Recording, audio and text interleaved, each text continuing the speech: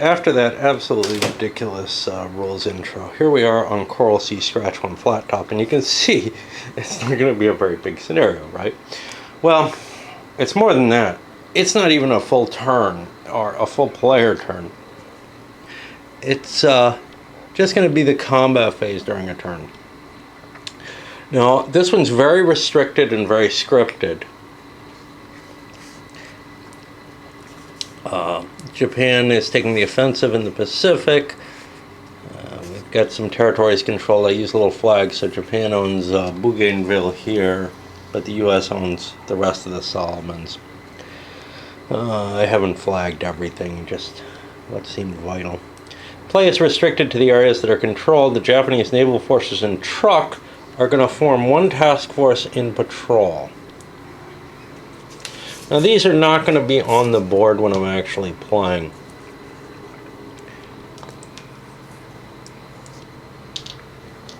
But does that include, I guess that includes the sub.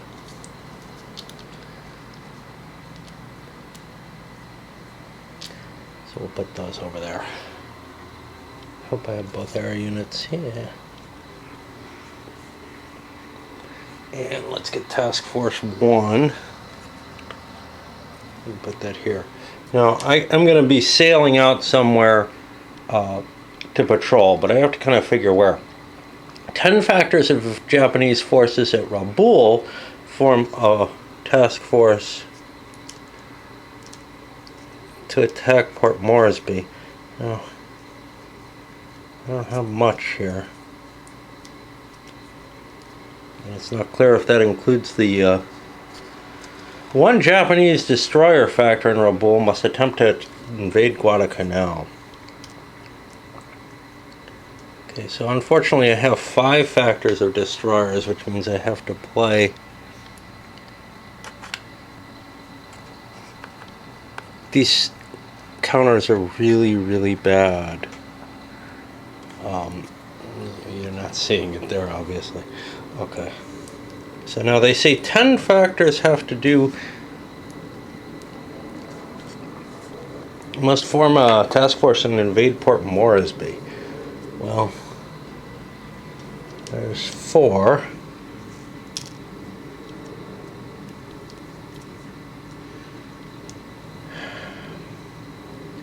So the problem here is I think this is going to need to be the carrier there. That's 4, 5, 6. The question is, what else do I have to send with the Guadalcanal force? And I think I'm going to need to send more there.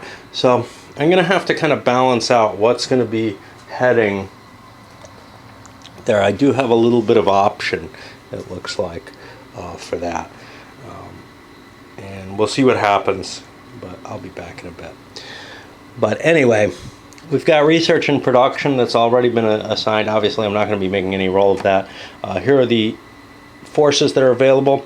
And then the victory conditions. Port Moresby is the big one at +3. Guadalcanal. And then actual damage to the enemy counts. And then what do you do with that? Well, I don't know. You know, I guess whoever has the most wins. So Moresby is going to be the major factor that I'd like to go for, but Guadalcanal is a lot easier to attack because there's nothing there, whereas Moresby has a reasonable defending force. I've got to send my major fleet to Moresby though, so I don't know. So the first thing with scenarios like this, why they're always such a pain in the butt. Some of them, like the old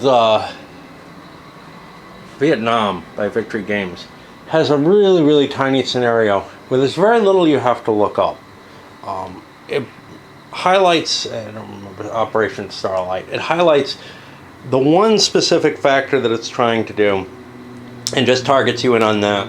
Gets you used to doing a single, you know, a single operation. So you see how that works. You work through the flow charts. Here though, I've got most of a turn to try to attack here. It's okay, but I'm working through a good deal of the sequence of play, and much of it probably doesn't matter. And I don't have any context or anything. So it's very hard to motivate myself to want to do this. Now I know I need to do something like this to get some idea of the naval combat, naval system in the game, because I've done it before and I still didn't have enough, and not recently, but back in the Rising Sun days. Now, the first thing that I see is I've got placement of air bases, staging of air units, and then I'm going to be doing counter-air possibility. I may well want to do a counter-air attack on Port Moresby to get this plane out of the way. I'm not going to be able to reach this plane unless my patrol is going to be in range of these planes, and that might be a good idea. So then my immediate question falls to, hey, do I have any oil? You know, can I do multiple attacks? Can I do other things with my planes? Well, there's no indication of oil here, so I guess I won't get to recharge my planes at all during this. And I really have to decide what I want to use my planes for. The ground-based air here, 1, 2, 3, is not going to reach Guadalcanal, so that's not really useful to me. So I think I'm going to stage my air over to Lai. How much counter air do I need is the question. Because the more air I save, the better off I'm going to be. So let's take a look at the air attack table. It's going to be brown. Air combat table. So if I only have one force, there's a pretty good chance that I can flip the enemy. So that's what I'm going to do. And now in the old Third Reich, sending one unit in like this, that's an automatic flip, if I recall correctly, or destruction. But here it's not going to be that. Do I have air DRM? I have an air DRM of 2 on both sides.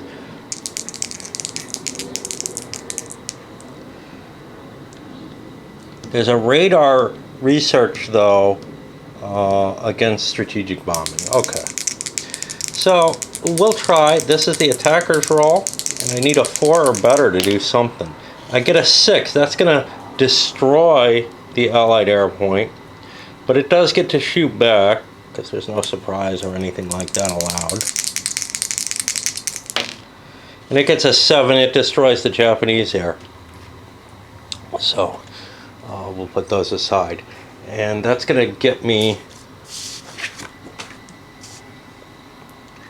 as far as there's no air attacks and patrolling submarines. I can do naval base changes, patrol of naval units to and from SW boxes. So I got to think about my patrol. This guy, these 2 stacks, and I haven't figured out how to allocate them yet, are going to be doing invasion operations. Those are offensive naval operations. But the patrol comes from here, and I'm going to be placing that somewhere where it can actually be helpful. Now, note that I can actually be within 3 of both Guadalcanal and Port Moresby. And if there's an interception type situation, I can support one of these. So we'll think about what we're doing, but I think I'm going to be putting myself right between the 2. So I'm moving a task force out on patrol and keeping it away from the ground-based air here, although I'm not going to be able to keep the Moresby operation away from ground-based air. And here's the problem. I could intercept this, and if I succeed in a naval battle against the Japanese here, I basically win the game. If I fail the naval battle, I lose the game. Alternatively, I could try to intercept the Moresby invasion, but that's further from my main force. So I think it's important for me to form a task force or 2 task forces and try to knock this out.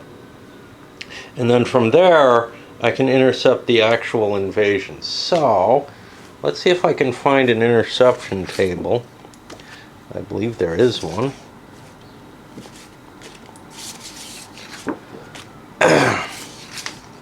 And this is a whole hell of a lot easier than just coping with the rolls, which is why I shouldn't have even done the rolls.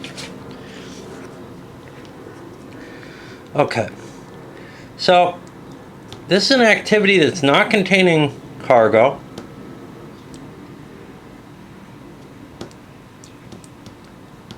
There's a patrol attempting to stay in its location. So I think I get 2 dice for that.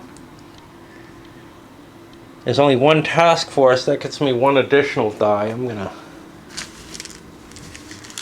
I don't like the dice that come with the game. They're too big.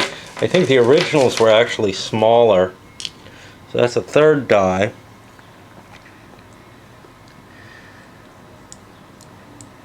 Okay.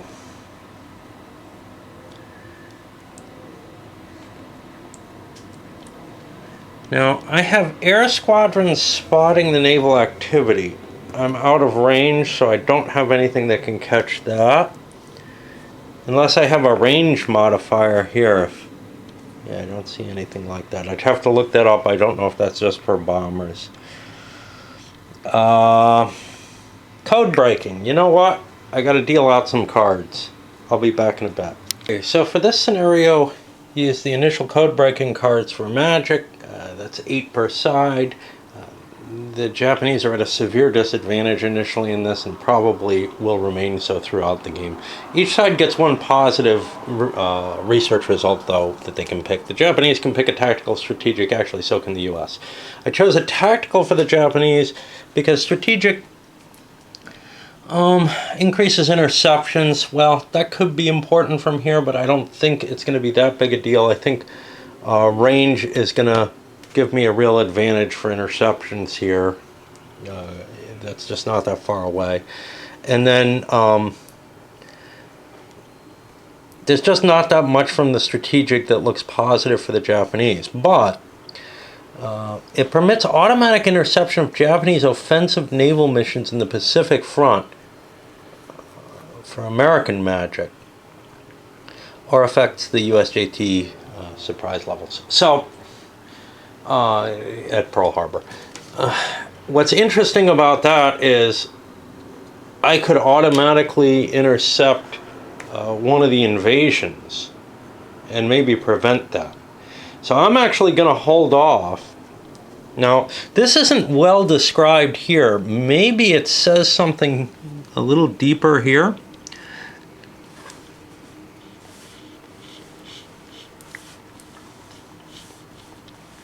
But automatic sounds automatic, you know, as long as I'm within interception range, which I don't know what it is, but it's got to be like 20 hexes or something, or at least 10, right?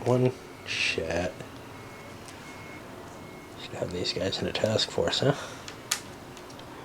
They can kind of hide under it. 1, 2, 3, 4, 5, 6, 7, 8, 9, 10. Yeah. So I know nothing's less than 10 hexes, so I'm not going to bother looking it up. But I took a strategic card, and I think I am going to try to prevent the Moresby invasion, assuming I draw that strategic card, which I do not. So now it does become important that I try to intercept this task force. Now, I don't have anything that's going to modify that interception. Strategic doesn't let me reduce that. So for the Japanese, if they draw a strategic, it doesn't help. But they got 2 tacticals. They took a tactical advantage. That's going to help them in battle. So, let's see. The intercepting force contains slow ships or is a submarine. That's not the case. So the U.S. is going to attempt, I guess, 2 interceptions against this. And this is really the game right here. 1, 2, 3, 4, 5, 6, 7, 8 hexes away. I got 3 dice.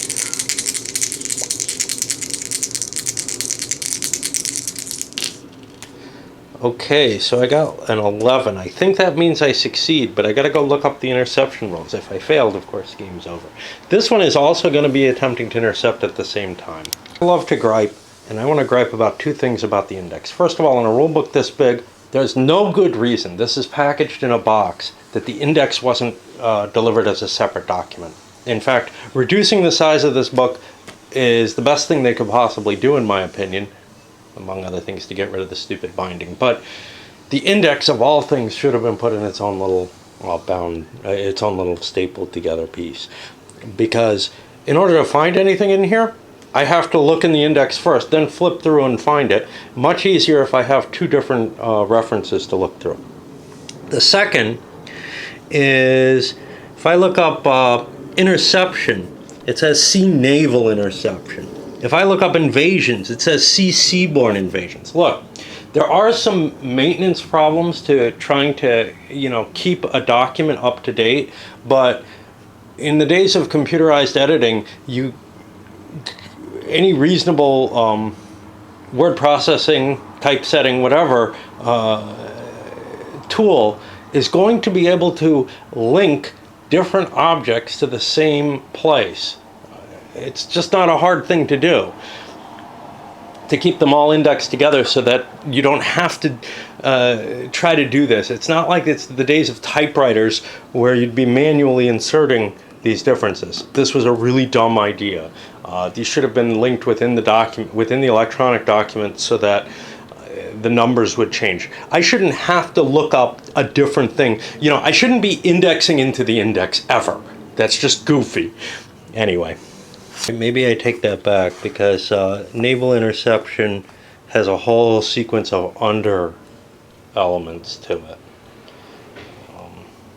So, in the interest of space, I can see why they would do that. But still, it should be in a separate booklet. My total die roll was greater than the range in hexes. Now, this is funny, because the range in hexes on the Pacific is 20 hexes. It's 40 in the European. But you use the same number of dice, which means that I have actually a better chance of intercepting long distances in the Pacific. I don't know why that is the case. But once I fail, the failure is rated by the different size of the hexes. There's something very odd there. Like, I should be getting less dice in the Pacific, but I'm not seeing that. Anyway.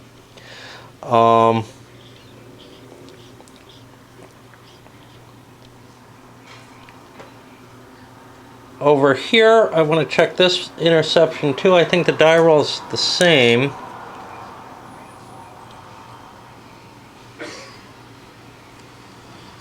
Yeah, it looks like 3 dice again, and I've got an even shorter distance.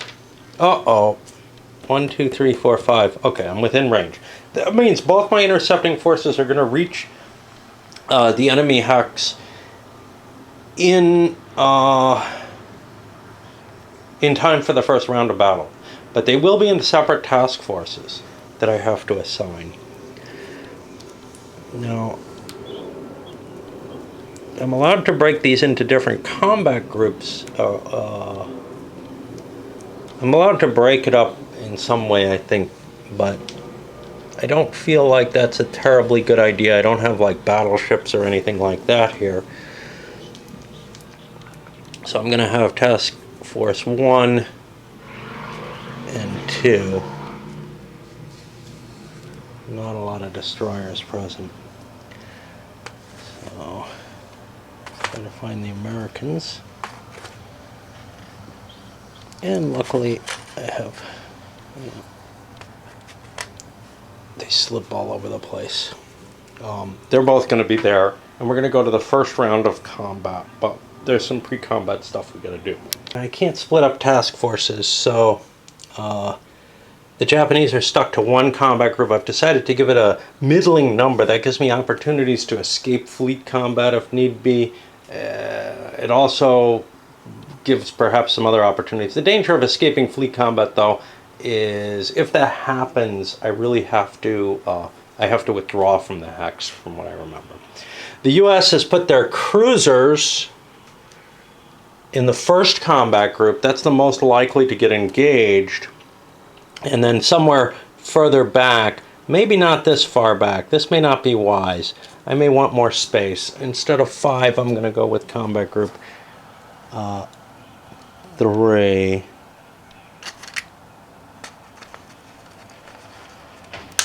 It gives me a little bit of maneuver room on the charts. I didn't want them both in 4. I don't know which combat group the Japanese assigned, but yeah, I want a decent amount of space, but I like the idea of a withdrawal space here if I have some desire for that. Okay. So that's where we are. Now I have to flip out of the combat section and back to the magic section to see what those tactical cards are going to allow me as options. Because I know they allow things for the search roles and such. To another bit of a component problem. So here in the sequence of play, naval combat, it probably exists somewhere. Like resolve air and naval interactions. But naval combat largely happens within other events, and it doesn't have its own space in the sequence. Now, there's a sequence of play for naval combat that's spelled out over here. Unfortunately, this is in the rule book, and there doesn't seem to be a copy of it somewhere else. I should probably make one, because, you know, for example, okay, we formed the combat groups. Now, attacks against enemy air bases, there aren't going to be any. We're not within range. Well, the U.S. is within range where it can hit the lie air bases, and we may want to do that. So we'll think about that for a moment. But once we get beyond that, then we allocate the carrier-based air units, and all it says is each player secretly assigns the unused carrier naval air units to offensive airstrikes and defensive combat air patrol operations. Okay, great. I kind of understand that, but I also know that there are limitations to what I can spend on each. I think it's a third on combat air patrol.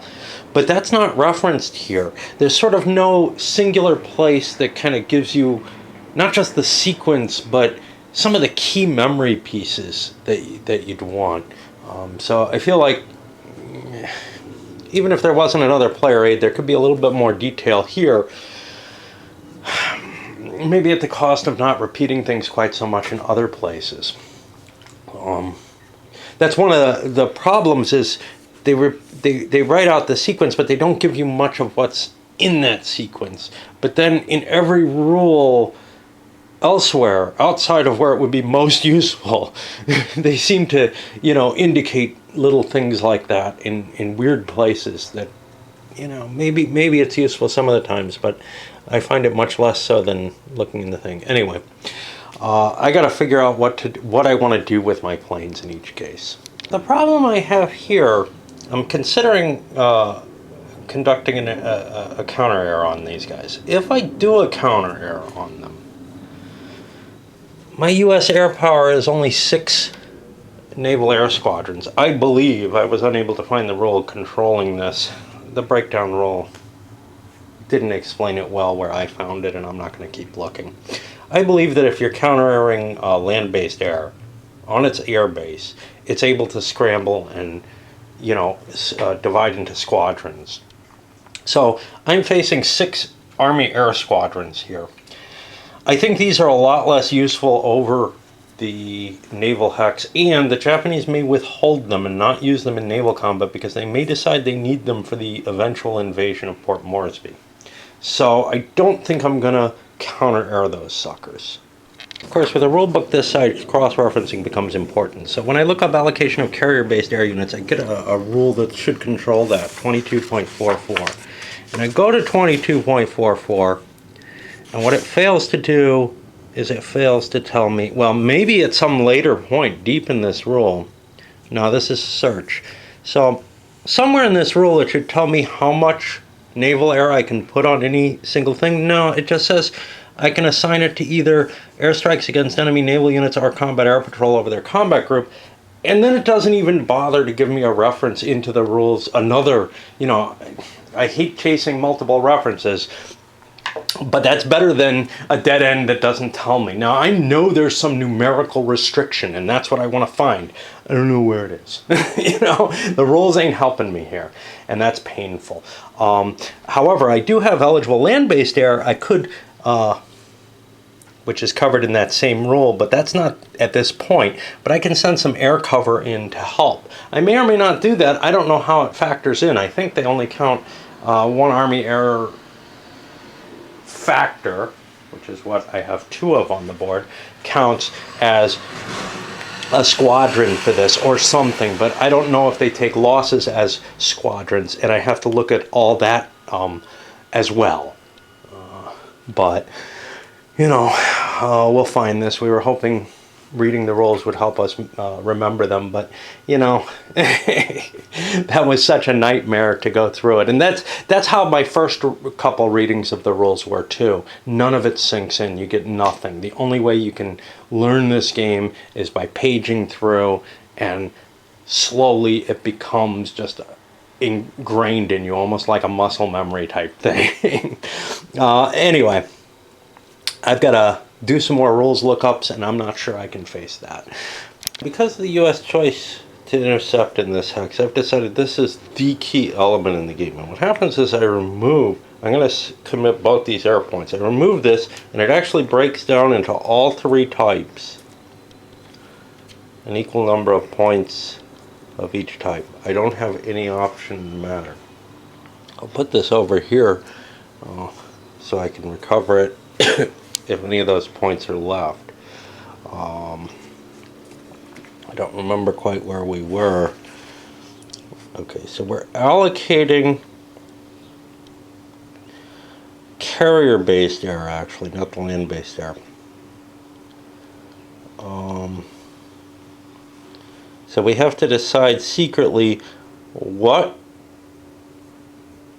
they're going to do, offensive and defensive. They can't help with search. Now, I have 6 points.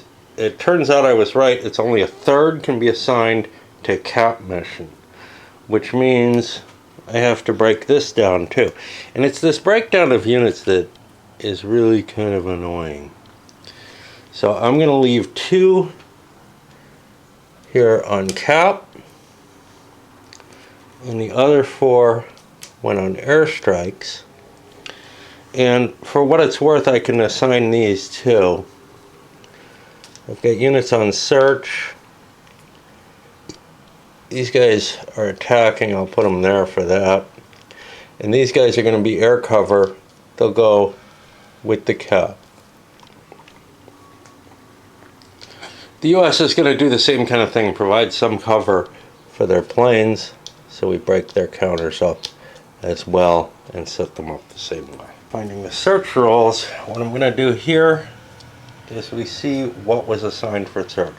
So the Japanese are going to have, I'll use red for them. Well, they're using black in this game. 2 dice, I guess we'll use. I have a lot of these little black dice, that's what's kind of cool. They get 2 dice for land-based squadrons. Code breaking. Okay, what gives me the code breaking? Well, I think it's tactical that helps here. But is this the only use for tactical? I think this is the key use, is the first strike. Both sides are only going to use 1 because you can only get a +1 advantage. So they cancel each other out for that. They don't know whether or not, you know, what they have there. Okay. No, there's no previous rounds of naval combat, but I don't think that's how it was written here, was it? No, yeah, it is. I know something was written where you get +1 on the first round, which I thought was really weird. Thought it was this. Each friendly active combat group consisting of at least 10 undamaged factors gives a die. Okay, so the Japanese only get 1 die. They only have 1 combat group. But the US is going to get 2 dice for that. Okay. Oh, I'm sorry.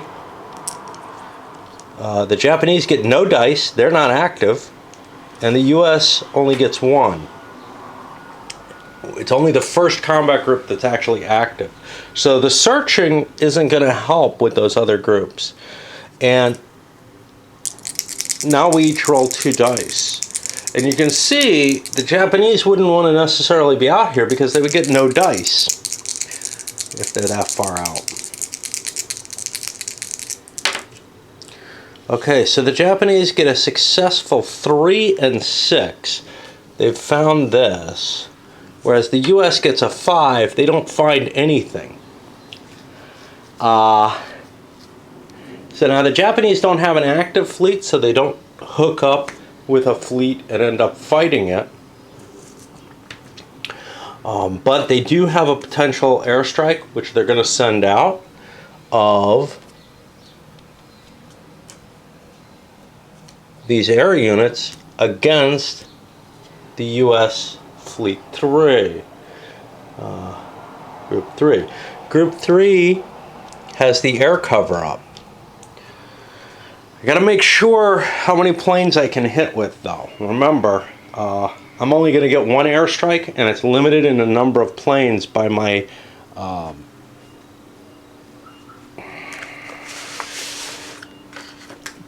capacity, my air DRM of 2. We'll see how that works. We have a couple of factors in play here that I hadn't accounted for yet. First of all, we succeeded in finding a U.S. task force. They didn't see any Japanese, so we have surprise. That means we get a round of surprise airstrike. However, that can only be carrier-based. It looks to me like the carrier and land-based planes have to be divided anyway. The size of the airstrike, since we have a DRM of 2, is up to 8 air squadrons. Well, we only have 4 coming in. As you can see, we could have devoted all of our squadrons to attack if we thought we were going to catch them. And that's something you get used to. Hey, if I have lots of dice and they don't, maybe I want to maybe I want to focus more on the attack situation there. Okay, so for the surprise, I've got a search result with no die roll modifiers. And we'll roll that and see what the surprise level is going to be. We get a big roll of 6, which means 3 fewer defending air squadrons engage the attacking force. What does that mean? Well, I'm not sure that's explained.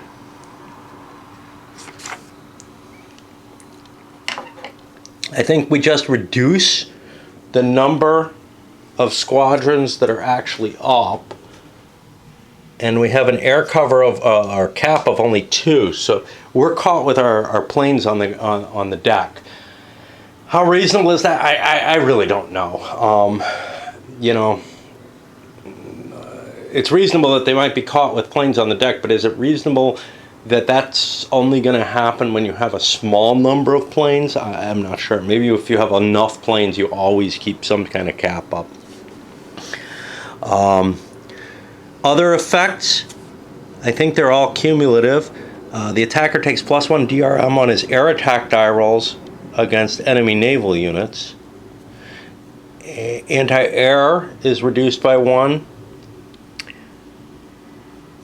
And he wouldn't get his cap bonus.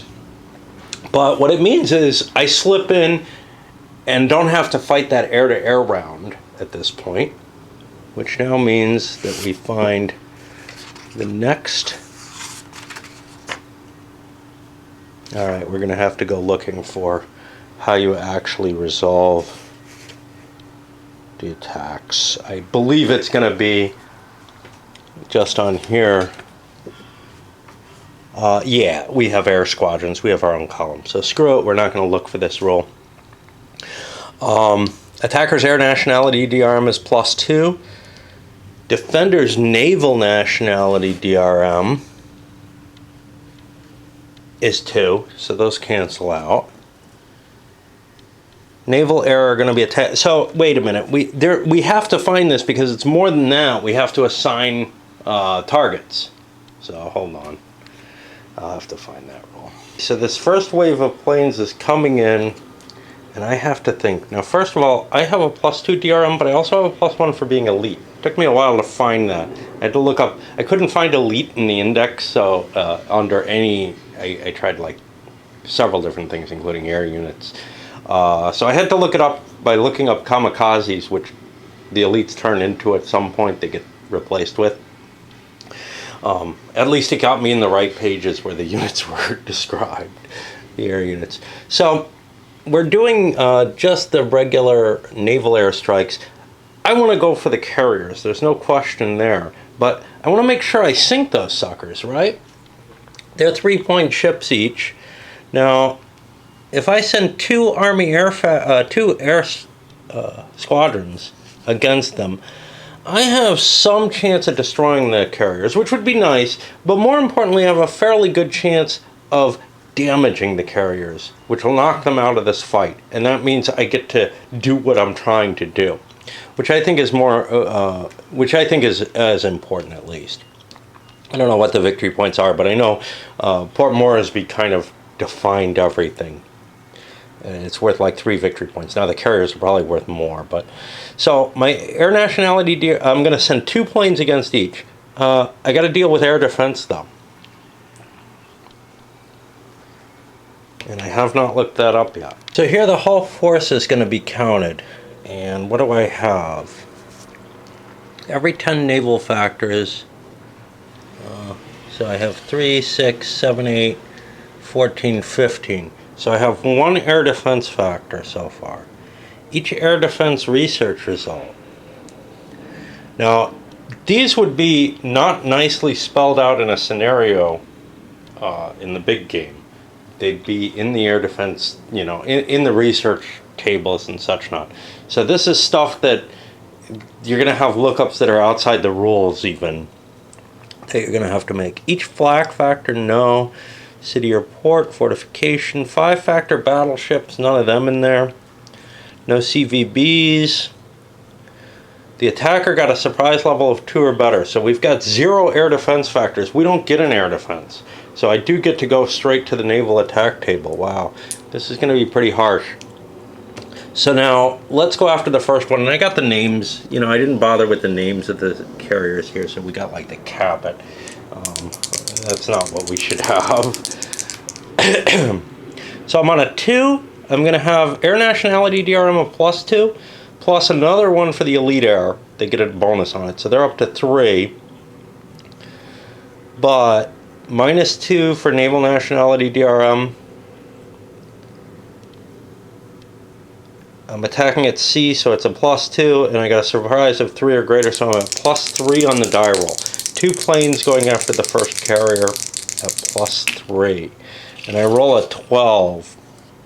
That's going to be 3 hits.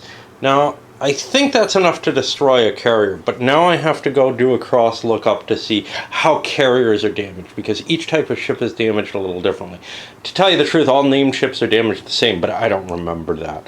But I think it's when you reach the damage level, when you reach the strength level, you're destroyed rather than damaged. That's what my assumption was in terms of the chart I made. Let's check the other one though, just to get the die roll down.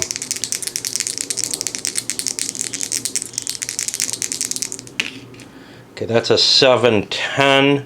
That's only going to have 2 hits on it, so I think that's actually going to be damaged. Take these guys out and figure out what happens to them. So one of the ships, the first one, is actually sunk. The other one is damaged, and there are little markers somewhere. Hope I don't need to use my... There are markers for sunk too, but we're not too worried about that. And over here, some of my planes aren't going to make it back. Now, because they're at sea, they're trying to land at sea, they're not going to have enough fuel to come back and land somewhere else. So they're actually out of play now. Otherwise, they might have been able to rebase to like Moresby or something, and you know, serve some kind of later purpose there. Alrighty, now what happens when it's damaged? Well, that's not fully taken into effect until after the round, but let's talk about it. And this was in a very different section you gotta look up. That's just a matter of the size of the book. It's a slow ship.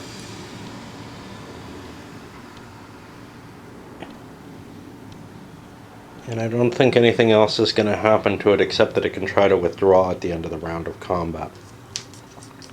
So this was this airstrike. I'm going to flip them over to remind me that it's been used. And now we have a second non-surprise airstrike coming in with these air attack factors. These are not as happy because we're going to be facing air cover. The air cover has a +1 to its DRM in air combat because it's cap, which has a bonus for that. So we'll be able to do quite a bit of damage to those coming in. Now, in order to do that, we find the air combat table, and we each have 2. And here, well, DRMs are equal, but the US is at +1 because of the cap. And do we have any radar results? We have a radar result. So that will give us, yeah, that will give us another +1. So the US is at +2 on their results. And these would be rolled simultaneously.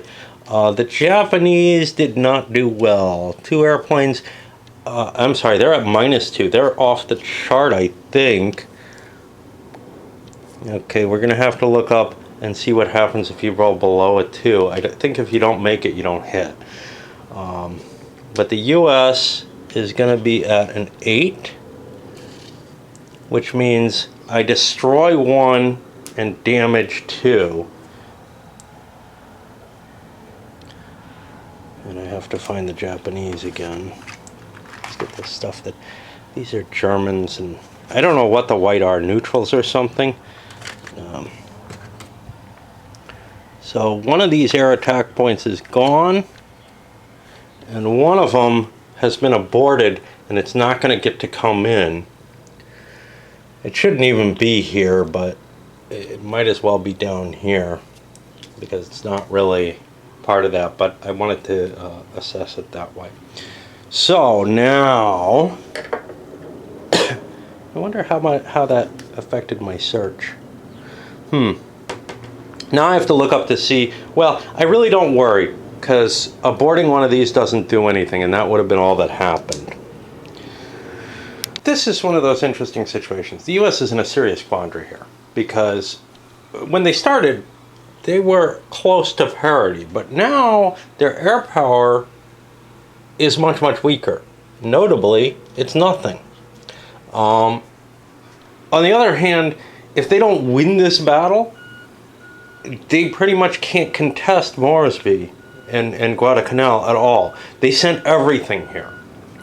So this is kind of the question of, okay, what would you do? Now, in a campaign, you might try to save the carrier, the cruiser squadrons. In a scenario of this type, well, what is our goal, right? You know, if our goal is to accurately play out the situation, we would probably do what you would do in the campaign, and you would say, okay, the US wants to withdraw. But our real goal here is to play out the naval system and see a little bit more. So let's do another round of naval combat before we move on any further, and see if maybe the US is able to catch the Japanese in... because I do still have the advantage of two groups, and I just got very unlucky in that first round. Looking to see the withdrawal rules in the sequence of play situation, well, the sequence of naval combat, which is not in the sequence of play, and I ran into the subs, so we get a shot at doing that too. The Japanese have a sub kicking around. Let's see what happens with that. So we're attacking within a naval combat now. Naval DRM is equal torpedo to ASW research.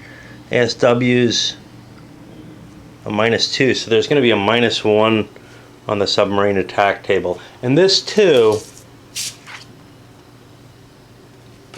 is present somewhere up here. So it is on a chart. Which makes things much, much easier. I mean, you know, you wouldn't want to be looking all these charts through the rule book. The problem is some of the charts aren't adequately supported. So it takes a while to learn the sequence and things. The sequence of play for naval combat really has to be on a player aid, though, I think. Okay. Relative superiority, so we're at -1 there. Every 3 land-based air squadrons used for search in the submarine attack hex. Nobody's doing that. Every 3 destroyer factors in the attack naval force. There's only 1. Every 3 ASW in the SW box in excess of what's available. Well, there's no notation here that there's extra ASW kicking around, so we'll ignore that. No previous submarine attacks in that naval round. We only have 1 sub, so that's all we're going to have. If the attack naval unit is damaged, okay, let's go after the carrier. So we have a +1. I think we're allowed to pick our card. Submarine or ASW code breaking advantages. Yeah, we want to protect this. We can't use the US submarine card. That doesn't help us. We'd need an ASW, and the Japanese don't have a card either. So right now, I don't remember what we were at. We had -1. I think we're at 0 if we can hit the carrier, and I'm not sure how we target.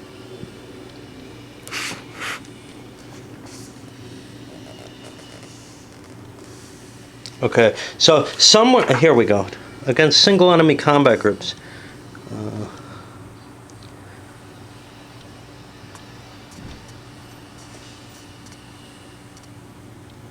Now this doesn't sound like what I'm doing. It sounds like I'm trying to look for how do I target within an individual ship. Selecting targets. I can select a single category. Okay, I'll go after carriers because I know that's bonus. Now, it would be the attacker chooses specific targets anyway, so I would have the shot at it. So I believe I'm at 0 on here. If I can get a 5 or higher, I take that ship down. However, do I roll 2 dice or 1? It looks like a 2-die roll table because it starts as 2, but it says only 1 die is rolled.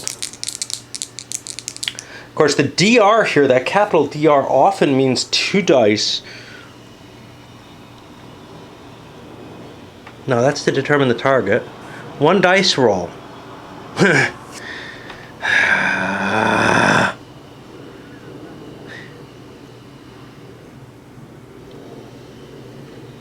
This is not a dice. Okay, I'm going to look up to see. I believe DR capitalized like that means 2 dice roll. Fortunately, one of the things that's not in the glossary. There's a lot of crap in the glossary, but DR is not. Now this is a real problem, and I would bet you that this was 2 dice in the original in Empire of the Rising Sun, and maybe they mean it's only 1 die now.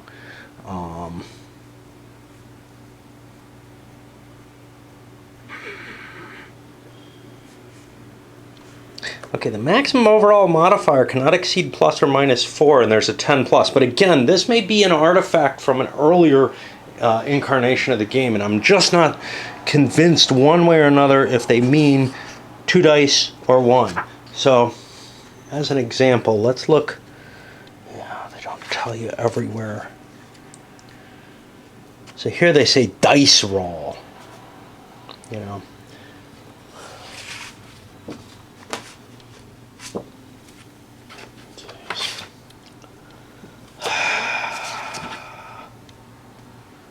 The combat results table doesn't say either. That I know is 1 die. It doesn't have any kind of differentiation.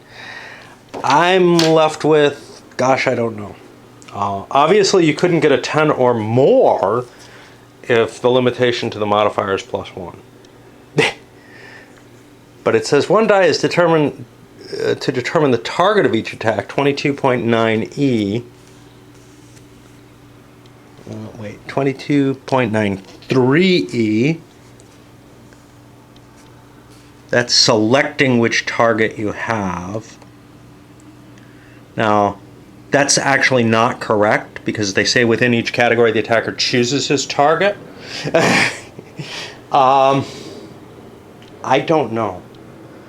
I honestly do not know what they intend. There are no examples.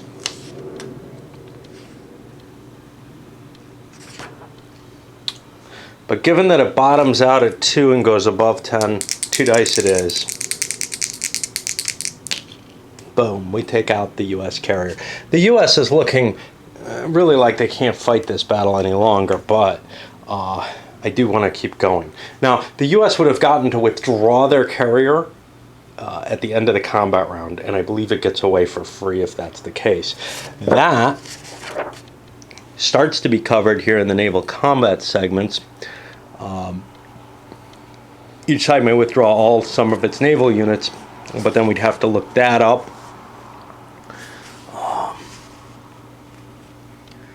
And I believe there may be an interception. Yeah, there'd be a potential interception on the way back. Not that that can happen in this scenario, because the ships involved in this scenario are all committed to something. I've got to do invasions with these. Conceivably, I could detach some of the forces from here to try to hunt that carrier down. But it's not worth much. In the victory conditions for this, each naval factor sunk is only worth 1 point. So the carrier's worth 3, which is a lot in and of itself, but I'd be better off hitting light ships for victory points. Problem here, no more air power. And now we're going to use this little turn marker to indicate the rounds of combat. Once you get to 6 rounds, it's all even. And we go back around. Again, from my kind of, sparse reading, because that's what I do when I'm faced with something of this size, with this repetitiveness. I look at the naval combat segments, and formation of combat groups is step A, then attacks against air bases is step B. Obviously, when we get down here between rounds of combat, we're going to be going back around. It says another round of naval combat is resolved. What it doesn't say is where I start over again. But formation of combat groups is very clearly done only prior to the first round of combat, I believe. It's not absolutely clear. But that's what I've gotten from the reading. Then comes the question, okay, well, if that's a one-time only event, are there any others? In particular, the only one that would make sense is attack against against enemy air bases. I don't believe that is. I believe you do that each round, and at the end of the final round of naval combat, you might flip over units that are additional. At the end of the final round of counter errors during the naval combat, whatever that is. So you have sort of this weird temporary, some units are flipped, but they may not stay that way, that has to be marked. But there's something very non-specific about the way this rule is designed. And, it's funny because with this formality and rigidity of the rule set, that's not what you expect. I would much prefer that it be loose, but that the rules reflect that loose attitude throughout. This is about the worst of all possible worlds. A very, very rigid rule set that sometimes can't be applied rigidly. Okay. So I think we do the same as before, which is we try to figure out what we're doing with our planes, and we're kind of forced into, what the ground-based air is up to. That's just how it's divided up. We may not want to actually launch our attack because it can't mix with our airstrikes. One thing we know is we've wiped out all the U.S. air. So, U.S. scare, they're long gone. Aren't they? No, they I can't remember anymore. It used to be Agony Airlines, and then it became U.S. Scare, and I don't know if it became something else again. They kept changing names because their record was so bad on safety. Is that Western, Southwestern now? I don't know. Okay. So now we have to go back and figure out how the search is done again, right? Because we don't really remember. But it's not far. Each land-based air squadron is 1 die. Well, we got 2 Japanese dice for that. Active squadrons, the U.S. or active fleets, the U.S. gets a die there. Code breaking advantage. We can play the tactical again for this. The U.S. does not have one. Does the Japanese want one? So here's the thing. We could get caught in a fleet battle, and that might be a better time to save it for. So I'm going to hold off on that. I feel like I still have the search advantage with my planes. Previous round of combat. That's a die for each of them.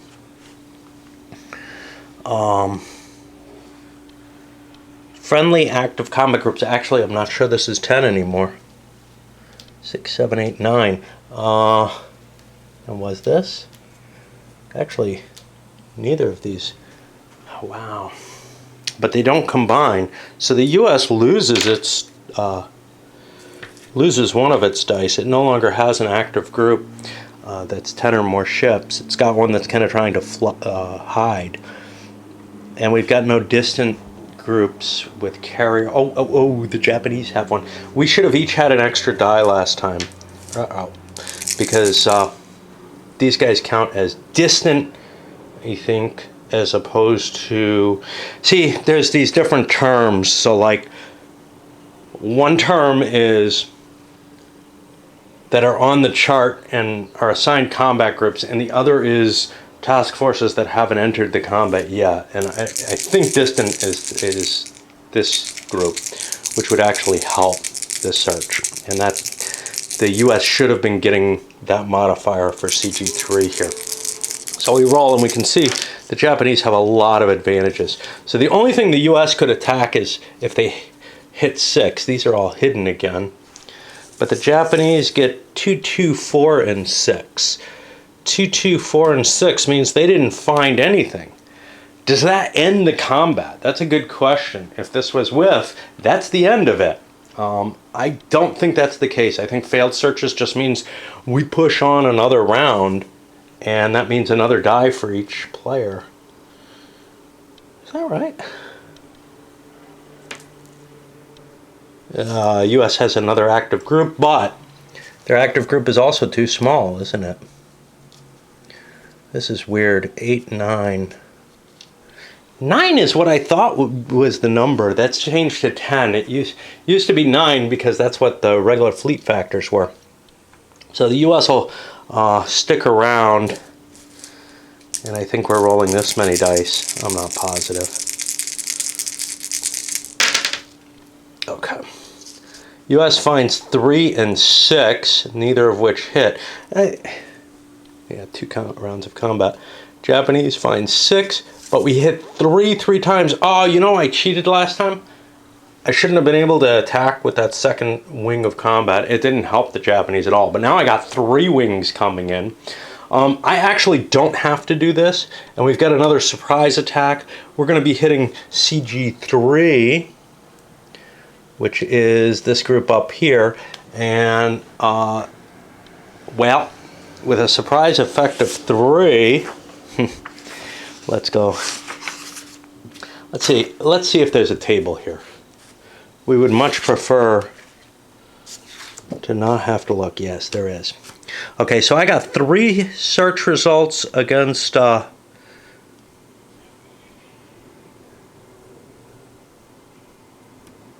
group.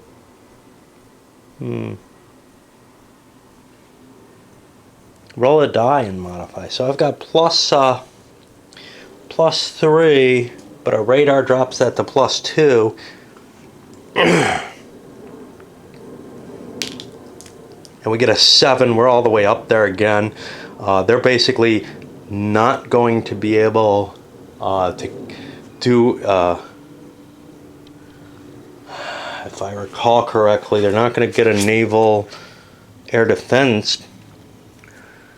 They don't have the 10 air factors. Do they have an air defense result? Doesn't look like it.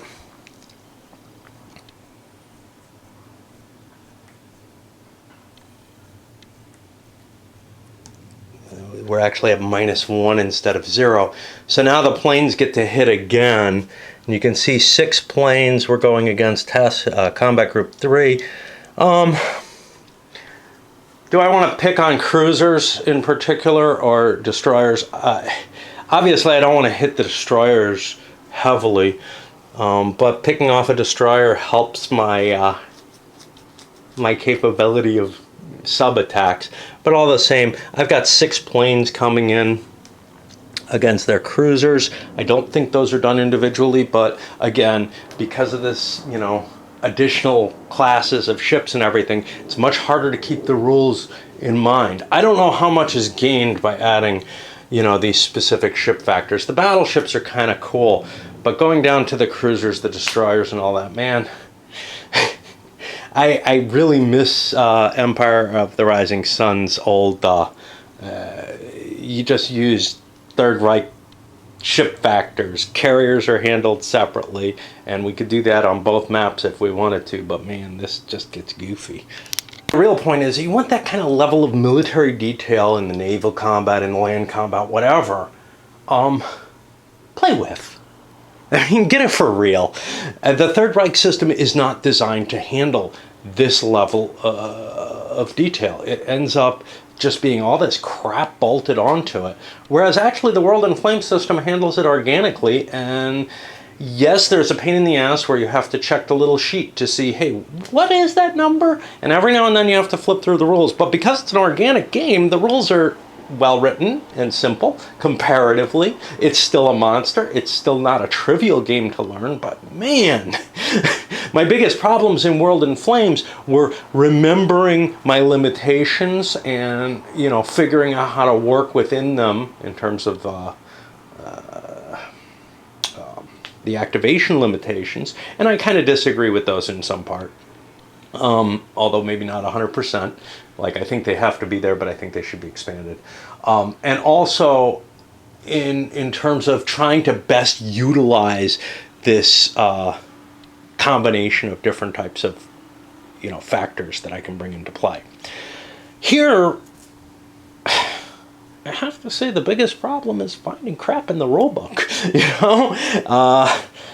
But it's all bolted together in a way that you just look at it and say, man, it's just gotten too complex. It was getting close to that over with the A3R and Rising Sun system, but there was the, okay, we need this additional level to get research, to get production properly, to get diplomacy added in properly. We need that for A3R, and then with Rising Sun, okay, look, a Pacific battle does not make sense unless you focus a little bit better on the navies than Third Reich did. Although I think you could have probably gotten away with something simpler than they did.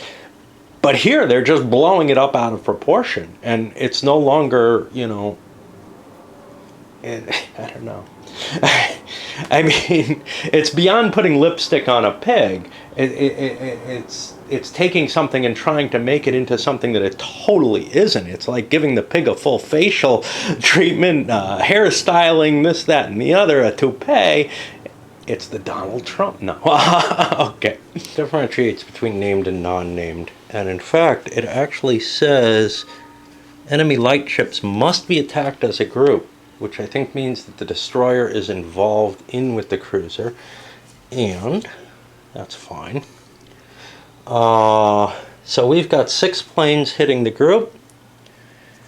We'll get air nationality DRM, that's +3, -2 for the naval. Puts it down to 1. Puts it up to 2 for naval air attacking at sea. Puts it up to +3 for the surprise level.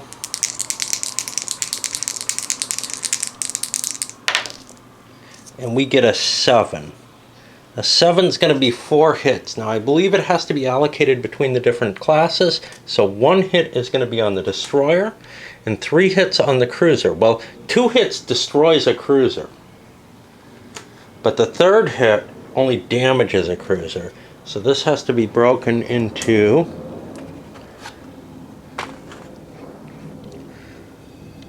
a 4 and a 2, and you can see these tiny counters get to be a mess. And this is not actually damaged, so I'm going to put it over here. with the 2 getting my little damage marker. Okay. And now we look at sub-attacks, and can I sub-attack just the damaged cruiser is a question we don't know. Okay, so the U.S. is going to be subjected to another sub-attack here. And this is kind of interesting. It's almost impossible. Now, I looked at the sub-attack table, and let me see if I can find it again. It's got to be here somewhere. This is an asterisk. This is the one way a submarine can be damaged. And let's see what we have. We have DRMs are equal. Torpedo ASW research, you know, we check these. That gives me a -1.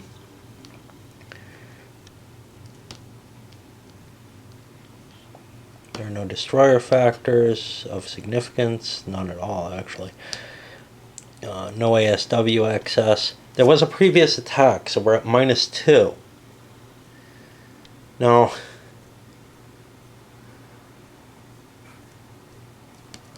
let's look this up, because the attack naval unit, I think, is going to be the whole small light ship functionality. So I'm not sure that, you know, I don't think I can target just one light ship in there, right? That's my worry. And we have no submarine or ASW code breaking. So I'm at -2. I may not want to roll, simply because there's a chance my sub could go down. On the other hand, killing something seems worthwhile. So yeah, I don't know if I can count that as damage just because one ship is damaged. Indeed, that's actually directly called out. If there's a damaged cruiser, it does count. You know, it's indicating there's a limping straggler.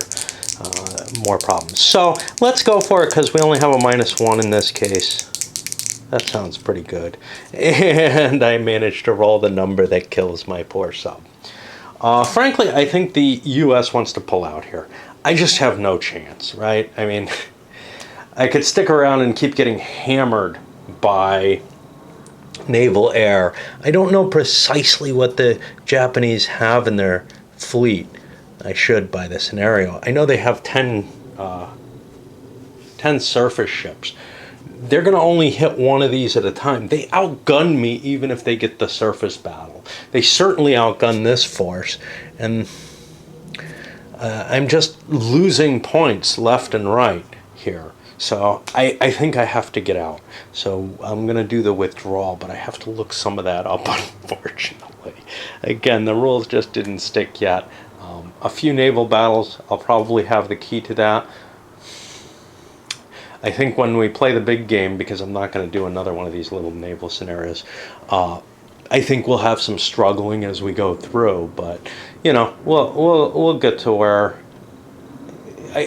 One of the things that I like about this system is I feel like it's a little bit more intuitive as to, you know, what I can do with my navies than the World in Flame system.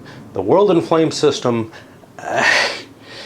it just feels so much like, you know, it's this area system where you commit your navies one place and the showdown is just, it's the decision's all made at once, you know. Here you can set your navies up so they can counter-intercept and counter-intercept and all that. So you've got everything kind of conglomerated in a chess-like fashion where you're putting all this pressure in one place, and then the first guy who triggers the bloodbath, it happens, right? In World in Flames, it's different.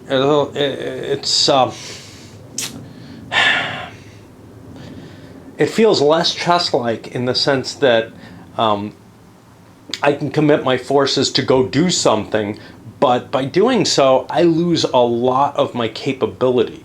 You don't have this sort of set up to react situation, at least that I grasp in World in Flames, and I find that very frustrating. Here I can set myself up in a good position, then go try to do something, and if that sparks the whole battle, that's great. But in World in Flames, just the way that the naval sequencing goes, you end up with having to make the decision to commit all all at once, you know, and it really generates something that I feel is a lot less realistic in terms of how these naval battles develop. Certainly, you send out a force that's capable of making the invasion or whatever with a little bit of protection in this, but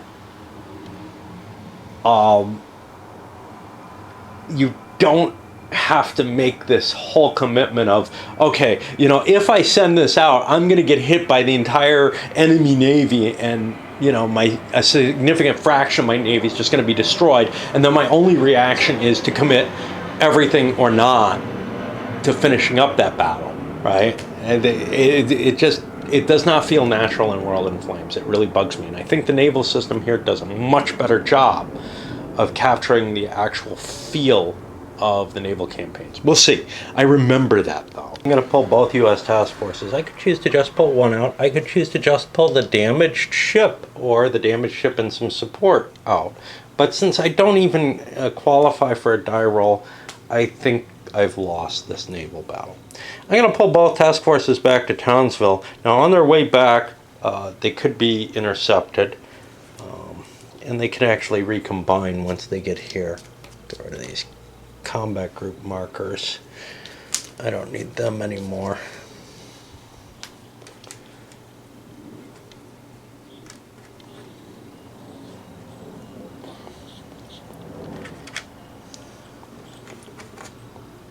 I actually don't need the Japanese ones either.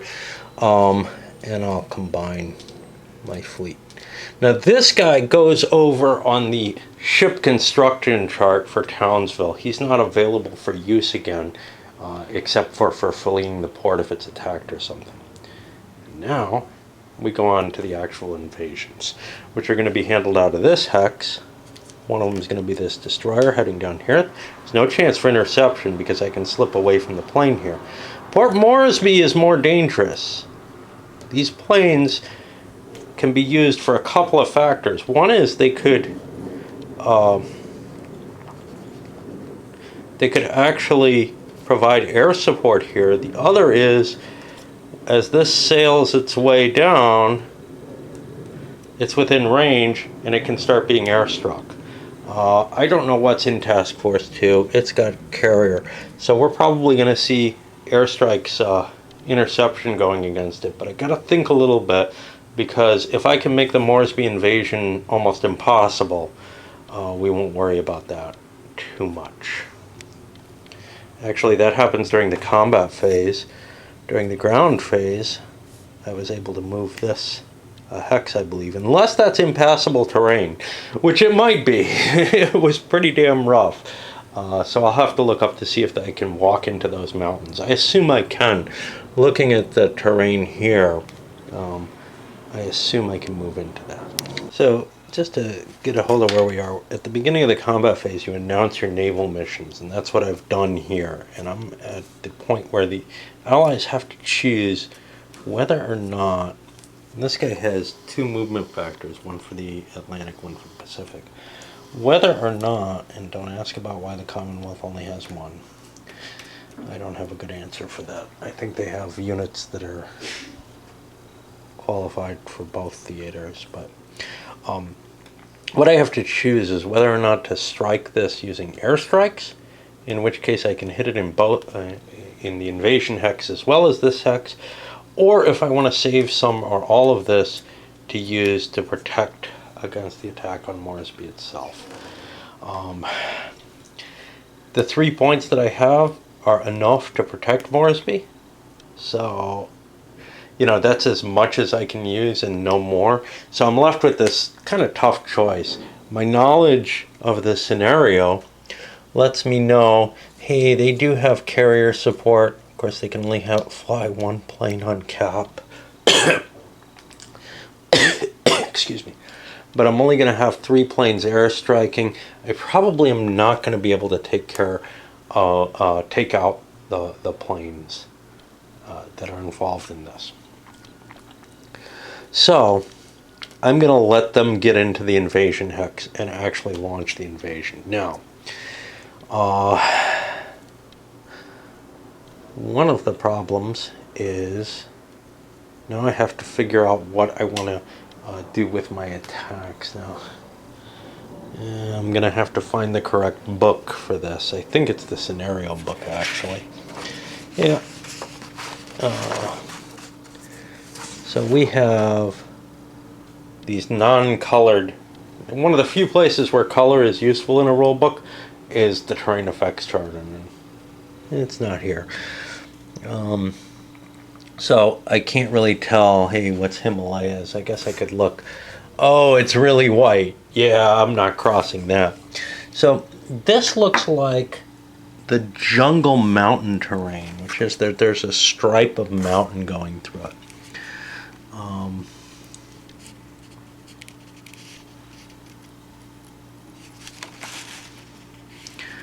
May be traced into but not out of non-port jungle mountain exits. So I think I can trace supply out of that because that's a port, the way that's worded, because it's just jungle anyway.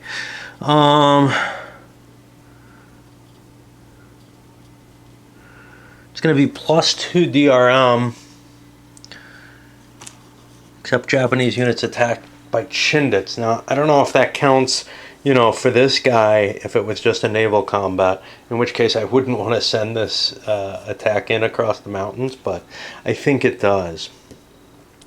Which means he's got a defensive factor of 3, so he'd be 3 strength points. That would bring us to 6 strength points. What I'm looking at here is what I want to do with the attacking air factors, because once the defender commits his defending air power, I can counter air that. I can also counter air it back in the base. But I can't counter air as I'm moving because I'm planning on using these planes for other missions, and they're not just going on a patrol mission. So, I'm also not sure what I can do with this. I might be able to devote some air power from that into the attack. So let's see if the patrol can do anything. Indeed, the patrol is able to do something with its planes too. Huh. These guys got used up. Now, I have 1 point left.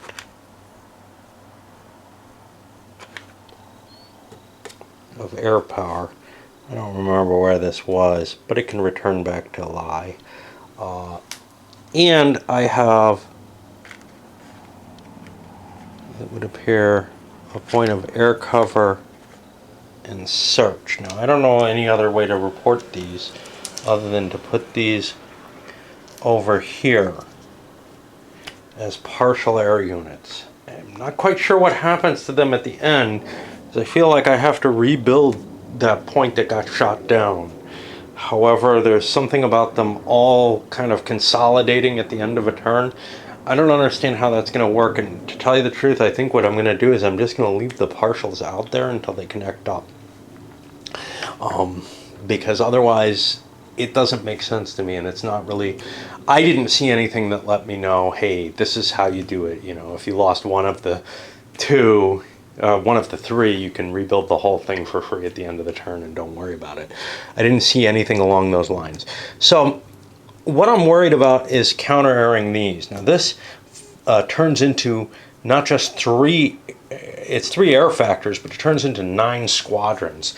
So I'm going to have to send these suckers in from here, and I'll send these 2 as well.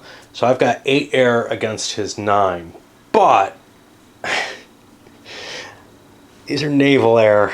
I'm not sure that the elite naval air is better at fighting over a land target.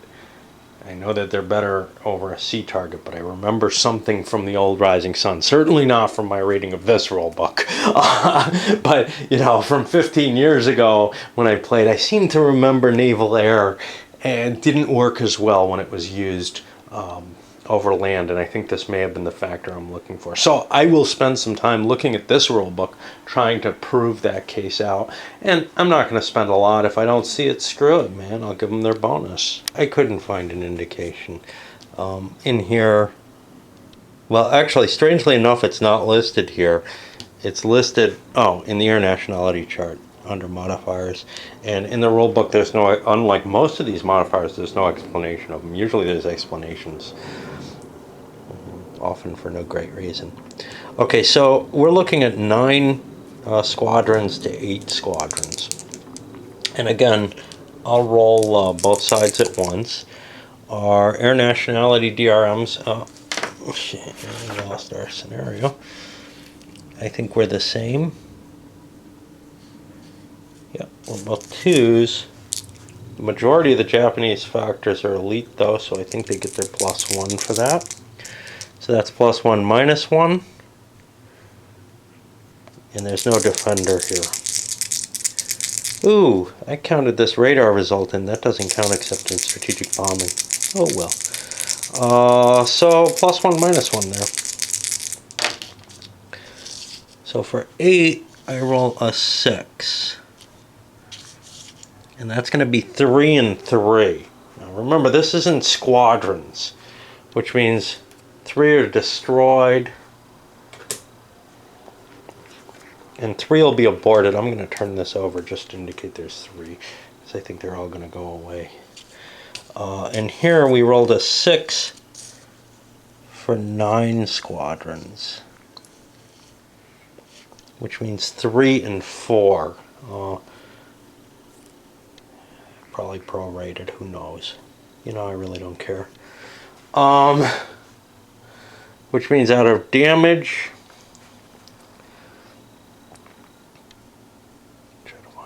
goes. One will be destroyed, one will be damaged. So that means 2 are destroyed out of here.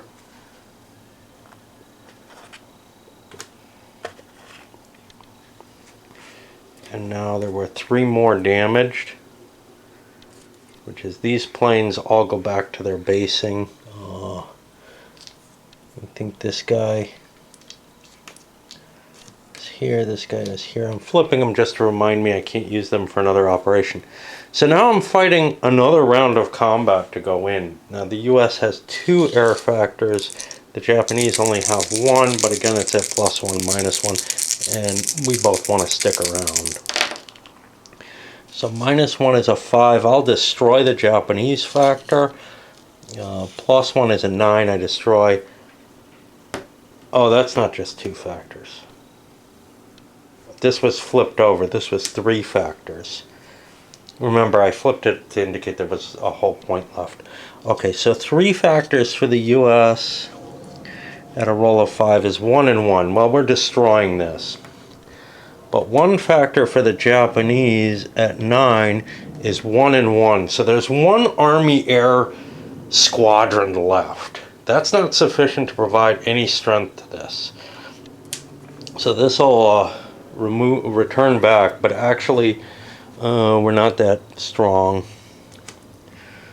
We were 2. We're at 1, and I guess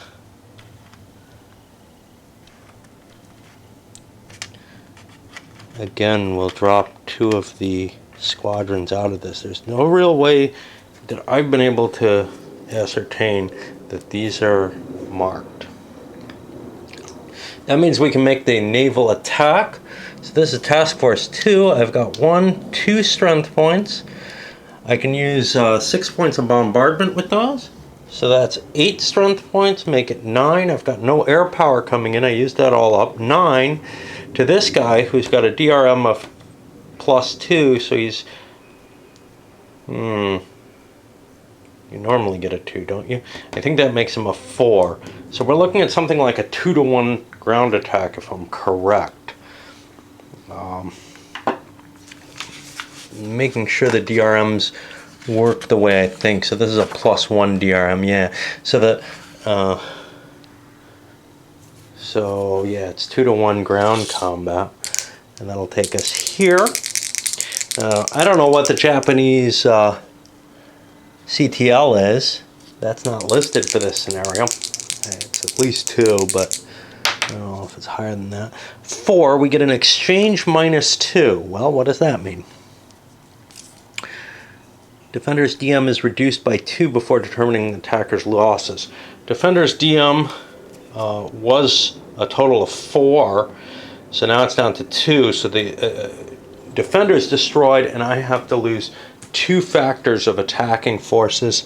I'm going to let the Marines survive because they're more valuable, and I'll land them at Moresby. And we have succeeded, and I mean, we've certainly won the scenario. But let's do this one. This one's kind of unimpressive because the U.S. didn't defend it at all. They have no troops there, and unlike in WIF, you just take the island if that's the case. Now, what's really cool here is actually these territories fall. So not just Moresby, but the area around it, because there's not going to be a supply line in there, it's going to be collapsed. And Guadalcanal, because the island group doesn't have any U.S. forces in it, it has Japanese forces, the entire island group is going to end up falling to the U.S. Anyway, that's what we've got, more or less. I'm going to be playing kind of loose with the rules in this game, because quite honestly, I don't want to deal with that rule book to the degree that it might be required. As I get closer and closer to understanding them, maybe we'll revise and get better at it. But I did not play games until I got on video at all with an intent to try to, stay absolutely to the rules. Sometimes I'd get pissed and say, how did I miss that or whatever? And, I haven't moved that much from that, but I do get upset a little bit more easily about the rules, etc., because I try to follow them more rigorously. Yeah, how much less rigorously could I follow them? Well, you'd be surprised. But with this game, I've got no interest in doing so. All right. So this is a somewhat shorter video. I think this actually gives a pretty good idea of at least some of the naval capabilities. A lot better than my rules introduction did, so we'll load this up. And it's a lot shorter.